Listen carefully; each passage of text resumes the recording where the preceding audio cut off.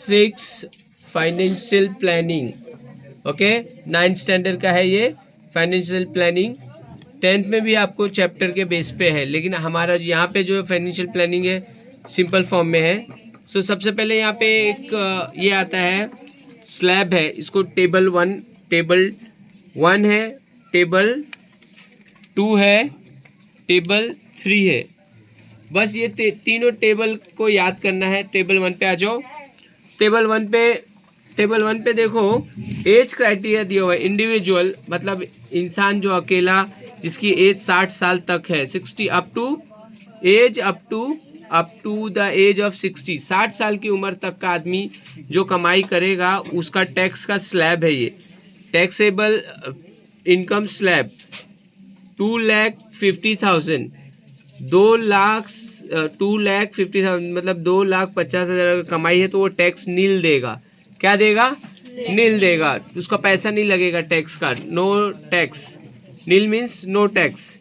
अगर 2,50,000 1 रुपीज से 5 लाख का स्लैब आएगा तो उसको टैक्स 5% देना पड़ेगा, प्लस 2% एजुकेशन सेस में जाएगा, और हायर सेकेंडरी और हायर एजुकेशन सेस में 1% जाएगा। ये सब आपको अभी बाद में समझ में आएगा, लेकिन ये कैटेगरी समझना है। अगर ये कैटेगरी नहीं समझ पाओगे तो फिर आपको टैक्स के बारे में नहीं मालूम पड़ेगा कि टैक्स कितने पे लगता है और कितने पे होता है। ओके, सो यहाँ पे ध्यान दो। 5 लाख रुपीज 1 एंड 10 लाख तक का जो भी है स्लैब, 12,500 प्लस 20% देना पड़ेगा इसका टैक्स। और यहाँ पे एजुकेशन सेस 2% लग जाएगा और ये 1% ये लग जाएगा। ये बहुत मोर परसेंटेज है, हमको बस ज़्यादा करके ऊपर का परसेंटेज बस ध्यान देना है। ऊपर के परसेंटेज से हमको मतलब है। सेकंड स्लैब में एज 60 साल के बाद की एज आती है और 80 साल के एज तक का रहता है। तो 60 साल के आदमी से लेके 80 साल तक की जो आदमी का एज रहेगा उसको 60 ईयर्स से लेके 80 ईयर्स की जो भी एज रहेगी उसको 3 लाख पे 3 लाख तक टैक्स नहीं लगता। जो ज़्यादा बूढ़े हो जाते हैं उनको टैक्स कम देना पड़ता है, मतलब ज़्यादा अमाउंट पे टैक्स नहीं लगता है, तो 3 लाख पे नहीं लगेगा। और इसके पहले जो है 60 या जो 60 साल की उम्र के लोग थे उनको 2.5 लाख पे ही टैक्स लगना चालू हो गया। तो 3 लाख से 1 रुपये से 5 लाख तक का 5% लगेगा, फिर 2% लगेगा और 1% लगेगा। सेम स्लैब जैसे ऊपर है वैसे नीचे है। जैसे हायर जाओगे फिर 20 हो जाएगा, फिर जैसे हायर जाओगे 30 हो जाएगा। Okay, till clear? ये सेकंड स्लैब है। सेकंड स्लैब का एज क्या है? 62। इसका टैक्स का क्या है? किधर टैक्स लगेगा? 3 लाख के ऊपर लगेगा। पहले वाले में क्या याद रखने का है? 2.5 लाख पे लगेगा, 2.5 लाख के ऊपर लगेगा, 2.5 लाख तक नहीं लगेगा। 3 लाख तक 60 से 80 साल वालों को नहीं लगेगा। अब यहाँ पे आएंगे हम लोग टेबल नंबर 3 पे। तो यहाँ पे 80 साल के ऊपर वाले जो लोग हैं, जो बूढ़े होंगे 80 साल के लोगों, उनको 5 लाख तक का छूट रहेगा। 5 लाख तक का इनकम टैक्स नहीं लगेगा। उसके बाद 5 लाख एक जैसे चालू होता है उनको 20% देना पड़ेगा। Not 5%, not this only jump the direct 20%, then 30%। Okay, तो यहाँ पे उनका स्लैब दिया हुआ है, इनकम टैक्स स्लैब है। ये अगर समझ में आ जाता है तो हम लोग एक्सरसाइज करने के लिए स्टार्ट होते हैं। अभी तो ये समझ में आ गया आप लोग को, तो एक्सरसाइज स्टार्ट करवाता हूँ। Okay, practice set 6.2। Question number 1, observe the table given below table is given. Check and decide whether the individual have to pay income tax or not। तो यहाँ पे कुछ लोगों का नाम एज के साथ दिया। Age is matter. हाँ, age is matter. Age matter करता है, और एज मैटर करता है तो उससे ही हमारा पैन कार्ड इसके लिए बनाया जाता है। और पैन कार्ड में हमारा नाम के साथ एज, डेट ऑफ बर्थ रहता है इंडिविजुअल।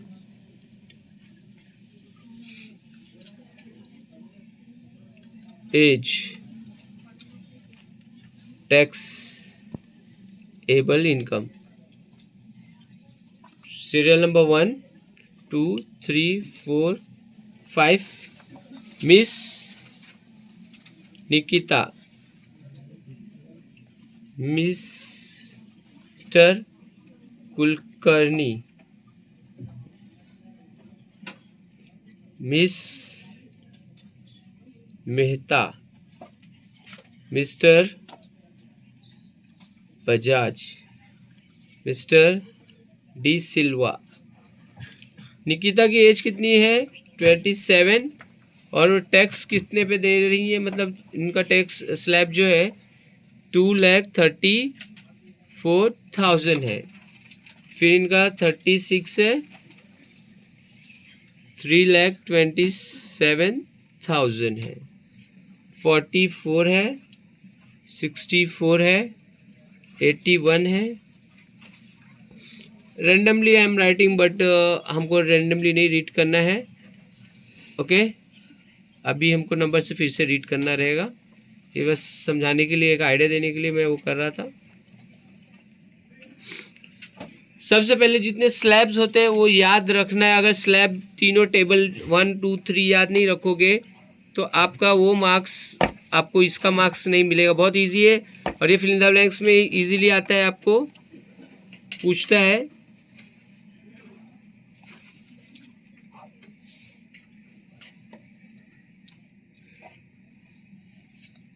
सॉल्यूशन। फर्स्ट में हम लोग पहले पढ़ेंगे, पहली लाइन फर्स्ट वाला, मिस निकिता एज 27 है और 2,34,000 है।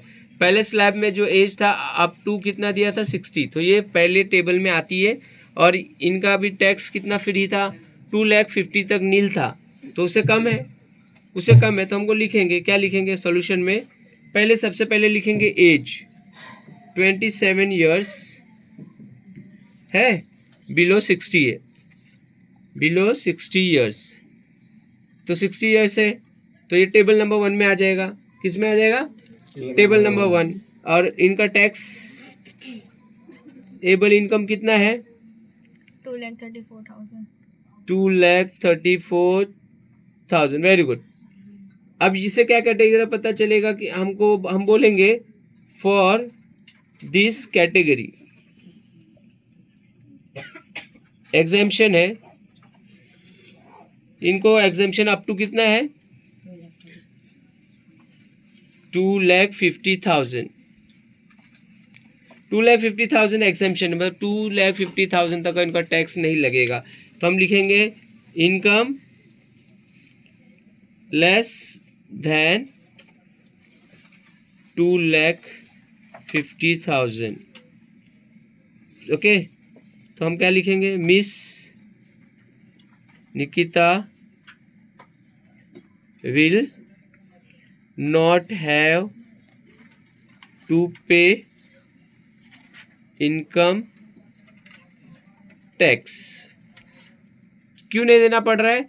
क्योंकि इनका जो इनकम टैक्स स्लैब जो है 2,34,000 है और लास्ट टू लास्ट एग्जेम्पशन है 2,50,000 तक का। 2,50,000 तक उनको नील दिया जाएगा। अब सेकंड पे हम लोग आते हैं। सेकंड पे भी हमको वही एज करना है। सेकंड पे क्या है? मिस्टर कुलकर्णी, उनकी एज 36 है और 3,27,000 है। तो अब ये स्लैब को 2,50,000 को क्रॉस कर रहा है, तो इनको क्या करना पड़ेगा? टैक्स पे करना पड़ेगा। हम लोग लिखने में ही हमारा मेन है। Age 36 years and below 60 years। 60 years. 60 years है। Taxable income, tax payable income कितना है? ₹3,27,000। तो for this category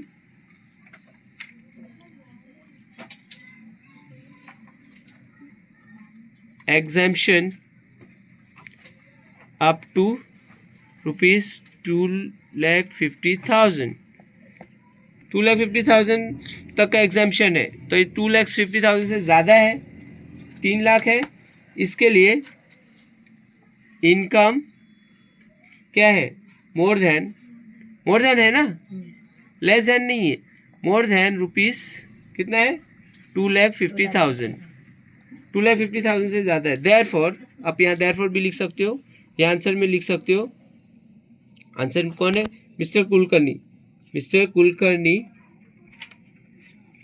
will have to pay income tax. Income tax क्या करना पड़ेगा, इनको देना पड़ेगा। यहाँ क्या बोल रहा है, इनकम टैक्स देना पड़ेगा। It's okay till here, clear. Number third is miss Mehta की एज कितनी है, 44 है, और इनका इनकम टैक्स इनकम कितना है, 5,82,000। सो हम लोग इसकी एज लिखेंगे, एज 44 years बिलो 60 है।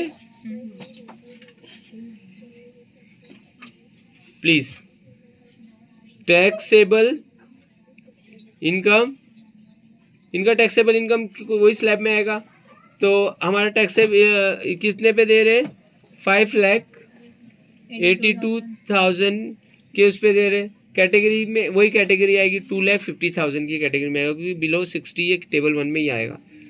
फॉर दिस कैटेगरी एग्जाम्पशन कितना है, Up to 2,50,000. हाँ एग्जाम्पशन अप टू 2,50,000 है। इनकम मोर देन है, इनकम मोर देन रुपीस 2,50,000 है, तो हमको क्या करना पड़ेगा, टैक्स पे करना पड़ेगा, यस और no. So miss Mehta will have to pay income tax उनको देना पड़ेगा। अब हमारा आता है फोर्थ क्या है, मिस्टर बजाज है, उनकी एज कितनी है, 64 है। ये सेकेंड टेबल में आ गया, 64 है ना, 60 और 80 के स्लैब में आ गया, तो इनकी एज क्राइटेरिया है, और उसमें 8,40,000 इनका टैक्स पे इनकम है, टैक्स एबल इनकम है।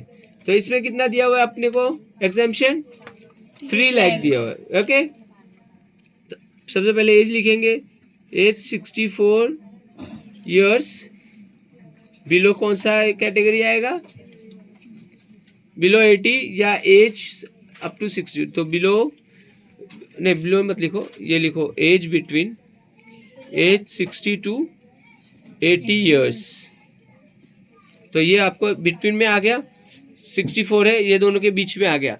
टेबल नंबर सेकंड में है taxable income,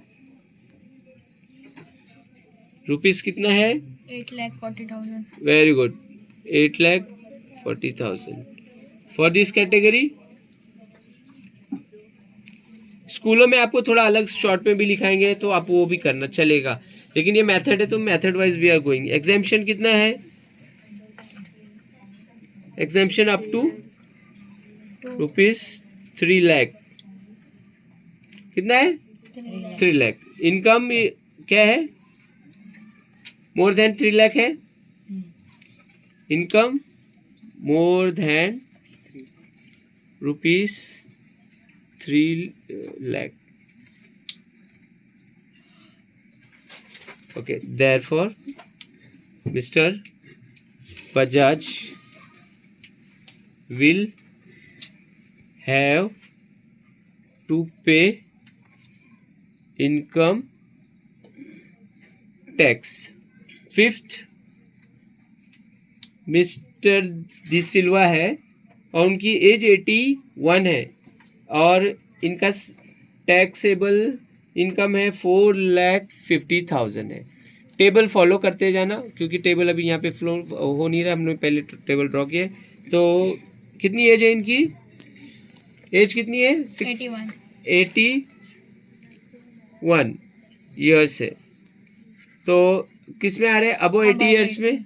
table number 3. Third में आ रहे। टैक्स एबल इनकम कितना है? 4,50,000. 4,50,000। Very good. अब हम इसको एग्जामिशन में लेंगे फॉर दिस कैटेगरी।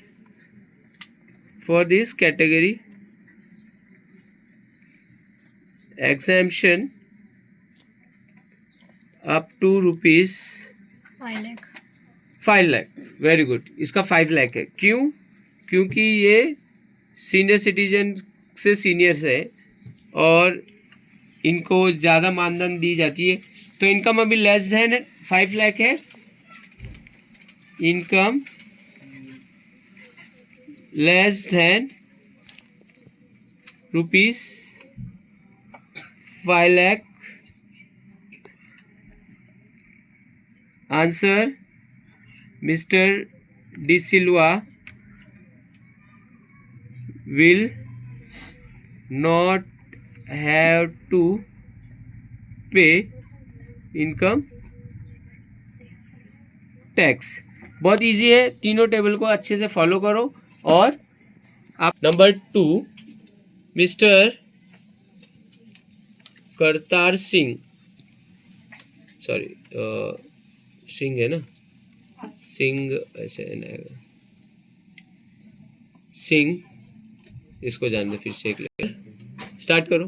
मिस्टर हो गया start. Second mister Kartar Singh, age बहुत इंपॉर्टेंट है, 48 ईयर्स है, एज पे ही आंसर है। Works in a private company, Kartar Singh जो है प्राइवेट कंपनी में काम करते हैं। And his monthly income after deduction of allowance is rupees 42,000। उनका जो भी मंथली इनकम आता है उसके काटने कूटने के बाद 42,000 and allowance deduction is 42,000। Allowance कितना डिडक्ट हो रहा है? 42,000। Okay. And every month he contributes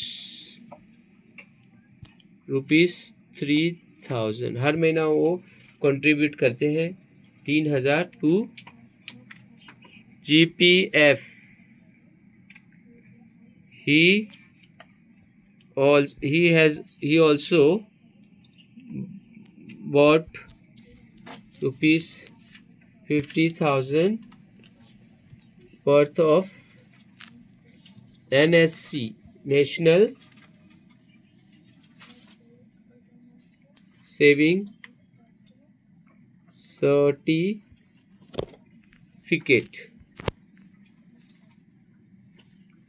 and donate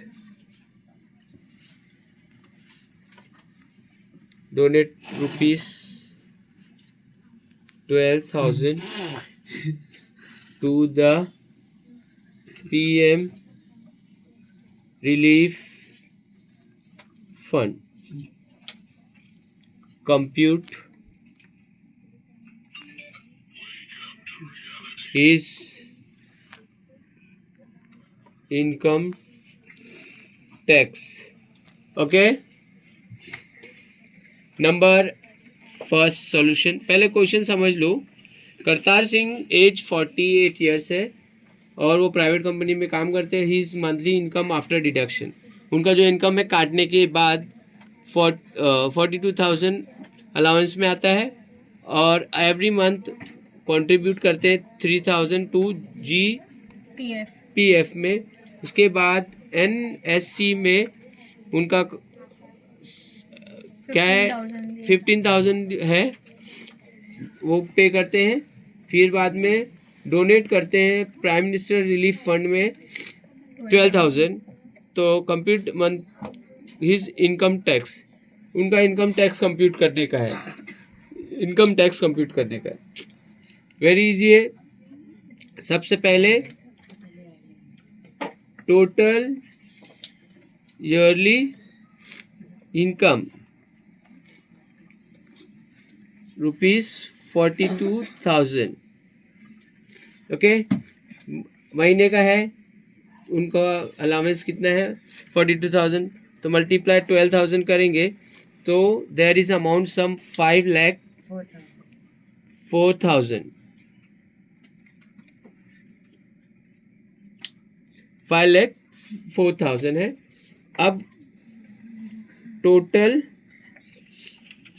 deduction, पहले तो जीपीएफ में पे कर रहे हैं, जीपीएफ में ₹3,000 पर मंथ, पर मंथ है तो साल में 12 बार पे करेंगे। ₹3,000 into 12,000 is equal to ₹36,000। NSC में 15,000 पे कर रहे हैं, साल में एक ही बार पे किया जाता है इसका, ओके। फिर ये हमारा टोटल कितना होता है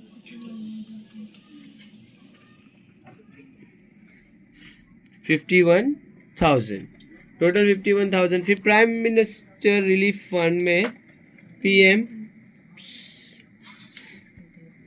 रिलीफ फंड ₹12,000 है, ओके। फोर्थ जो भी हमारा इनकम है, मतलब 5 लाख जो भी उनका करतार सिंह का इनकम है, उसको ये इससे हमको सब्ट्रैक्शन करना पड़ेगा, ओके। 51,000 और प्लस 12,000 टोटल। ये कहीं कहीं ये टोटल पहले से कर लेते, तीनों को एक साथ कर लेते। अपन जैसे 51 किए तो इसके साथ तीनों करके आप टोटल कर सकते हो। अगर टीचर कराएगी तो इट्स ओके, वो भी चलेगा, okay. Total taxable income is equal to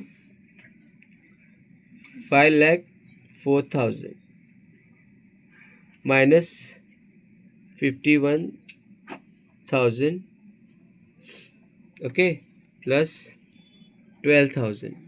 ये दोनों प्लस करेंगे तो रुपीस का सिंबल बहुत इंपॉर्टेंट है। आप लोग को अभी पहले नहीं था, लेकिन अब जब से सिंबल हो गया हुआ, इसको प्लस करेंगे तो 63,000 आएगा, okay.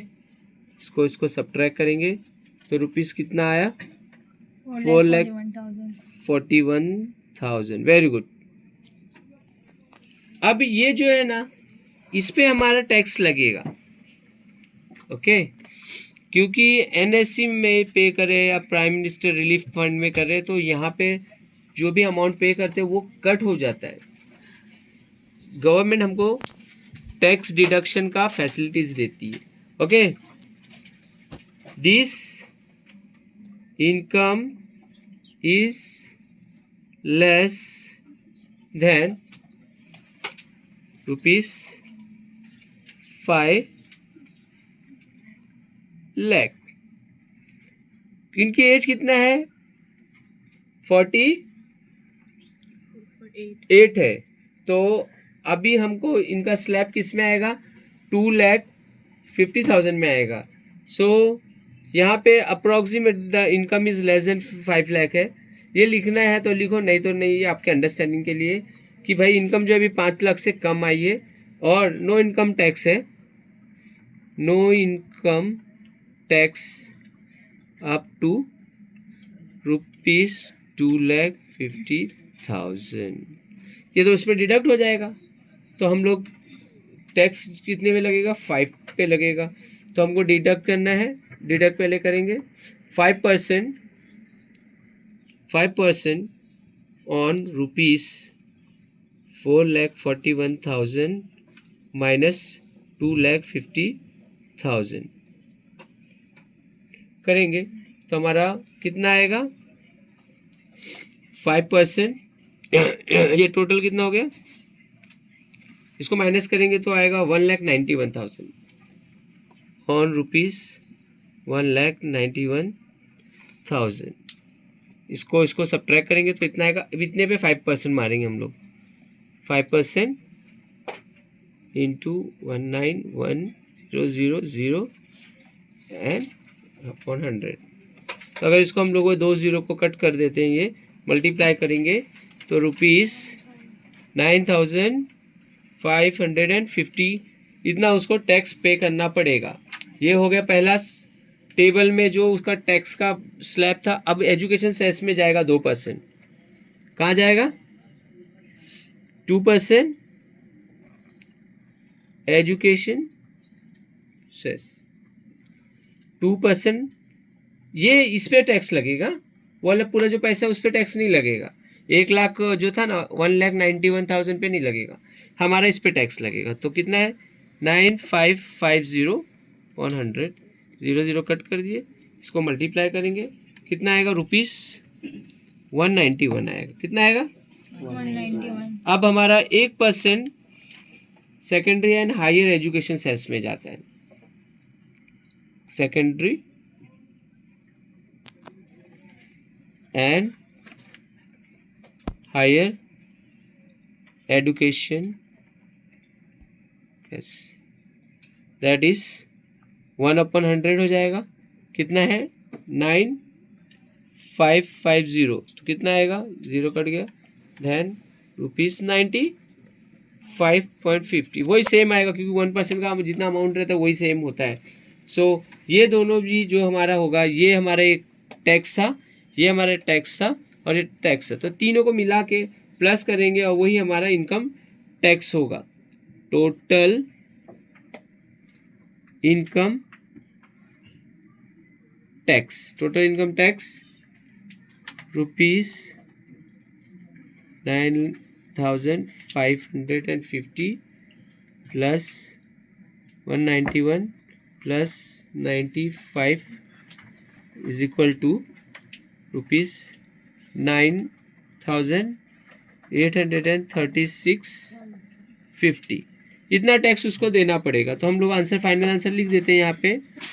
Mister Kartar Singh will have to pay rupees 9,836.50 पैसा as income tax। ओके, पूरा यहाँ तक पूरा शो करो ऊपर से, यार फाइनल आंसर। तो ये हमारा फाइनल आंसर है और ये बहुत इंपॉर्टेंट है, ये आता है एग्जाम में, तो इसको करके जाना। ओके, ये फाइनल ईयर